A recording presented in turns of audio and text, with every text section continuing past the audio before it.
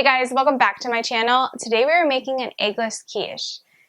Quiches used to be one of my favorite foods before going plant-based. I actually worked as a server at this little cafe, and they were known for their quiches. So this is something that I have been trying to recreate for some time now.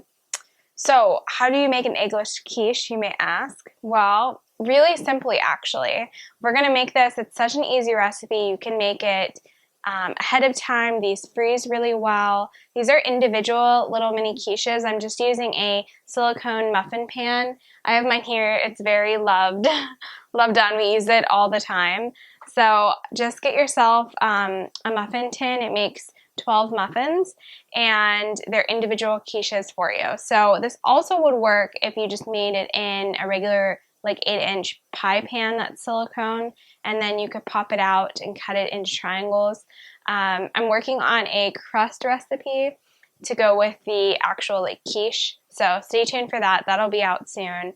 But right now, these individual quiches are perfect, and again, they're eggless, so I love it, and they're super nutrient dense, which is great. They're also really easy to eat, so if you're traveling, it's the perfect go-to. So we'll get started. All of the measurements will be in the description box below, but I have 1 1/3 cup of chickpea flour. It's just chickpeas. They ground down to a flour. I have it right here. I have 1 3/4 of an unsweetened non-dairy milk. Okay, make sure it's non-sweetened, non-flavored.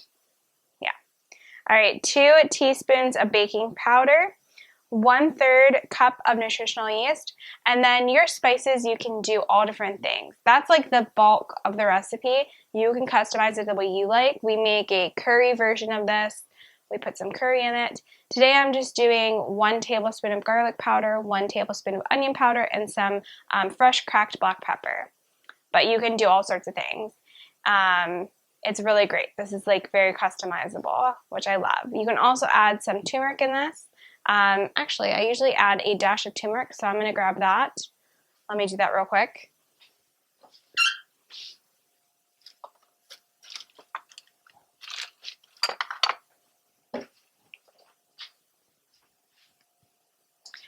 Adding in just a little bit of turmeric won't let you taste it, but it'll give you that yellow color for the egg, and also it's super good for you, and I already have that cracked black pepper in there, so it's gonna add a little bit, but it's optional. If you don't like it, don't add it. So now what we're gonna do is we're gonna put our chickpea flour and our wet ingredients in the we're gonna put all of the main parts. I have a lot of chopped vegetables over here. You can add whatever chopped vegetables you like. I like to keep it to around 4 different ones.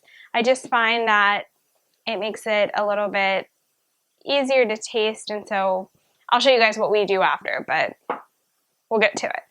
So chickpea flour, that baking powder,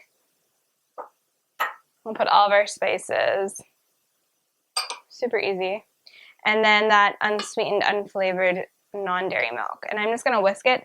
This makes for 12 of these little muffins or 1 large 8-inch pie. And you can just see it all come together. It's super easy. Just want to get all those little clumps out. And it kind of looks like egg already. If you guys can see that on camera, but it already has that same color. All right, so now this is like such an easy recipe. You can preheat your oven now to 400 degrees. This is gonna take like no time at all. So I just added handfuls of different vegetables, and then you can also do this per cup. So like maybe somebody in your family doesn't like tomatoes. Mark's not a huge tomato fan, so I might only do this for the end of my last 6. And you can change it up to do all different things. So I have some chopped broccoli that I just did the hack and hold Dr. Rager style. I chopped it, let it sit for a while. I have my tomatoes, green onions, and red bell pepper. So I just like to take like a handful. And this part you might want to not use a whisk. It's kind of more difficult. You want to use kind of a spoon just to kind of, or whatever you're going to scoop it out to in your batter. So let me grab that. I have a little ladle, which is perfect. So I'm just kind of incorporating, and you can kind of see if it gets to be too much or less. So, you know, kind of eyeball it, but that looks good for broccoli. This is fun. You can get your kids involved. It's awesome. Putting tomatoes in. Sometimes Mark doesn't mind if they're baked in, so they're good for him, right? All right, so mixing all this in, a lot of color. And then you could also do so many different things with this that it's great. So what we like to do is we like to mix in all these vegetables, and then I like to saute some greens to serve with it. And then you can eat it with potatoes, just like anything you would with brunch. Some more greens. You could do so many different things with this, which is great. So this is also good for breakfast or dinner. If you're having Christmas brunch at your house, they freeze really well. They're easy to take on the go. I've been making them, and my husband's just been like eating them on the go because they don't really make a mess, which is great. And then all these leftovers vegetables, I just throw in my salad later today. Nothing goes to waste. So that's pretty good. You don't want to overdo it when you're making sure you can still see the batter. You don't want it to just be too much, but I like it, make it pretty stacked. So I'll take a picture on my phone and pop it on the screen so you guys can see. So, all right, that looks really good. And then I just like ladle them into the pan. They're gonna rise a little bit, so you don't wanna make them you wanna make them full, but you know, they don't have to be all the way. That looks pretty good. So it will rise just a tiny bit. The key for these to not stick when you take them out is just to let them cool completely and then pop them out. And you can also line parchment paper and make these.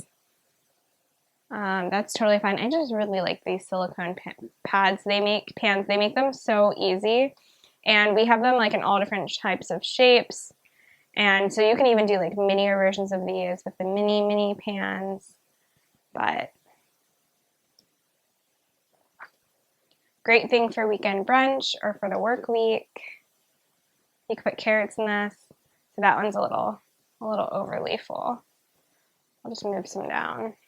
I just take a paper towel and wipe around the edges, but they are good to go. These take around 25 minutes to bake at 400 degrees. You just want to make sure the tops are golden brown.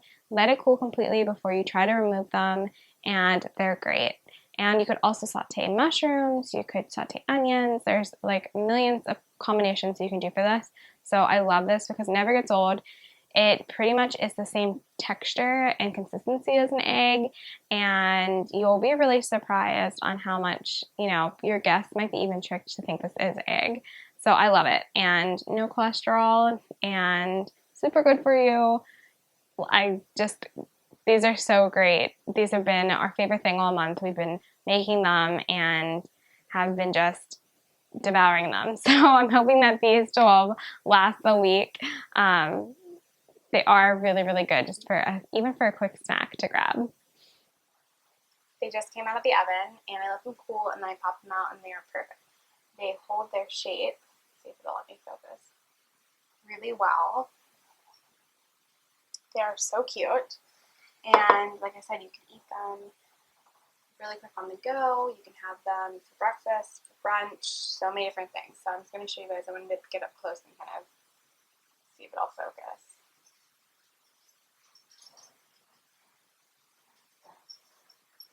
Focus. So yummy.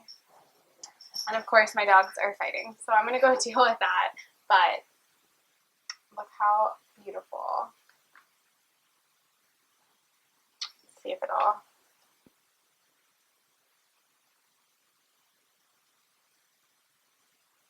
yeah, but they taste really good. Like I said, you could travel with them really easily. Your kids would love them. You're gonna love them. You could fill it with whatever vegetables you like. They're such a hit. We eat ours with sauteed greens, mushrooms, some salsa or ketchup or anything that you like to have on top or by itself. They're delicious. And the texture might freak you out. It's so weird how much it's similar. And if you're somebody who's still transitioning, you could also put some black salt in it, which would give it that sulfury, eggy taste. But honestly, it doesn't need it. We don't do that. So good. You guys are going to make this all this time. So make sure you are subscribed. Give this video a thumbs up. Leave me a comment, and I'll see you guys in the next one. But tag us in when you make these. These are so good. So happy that this turned out well.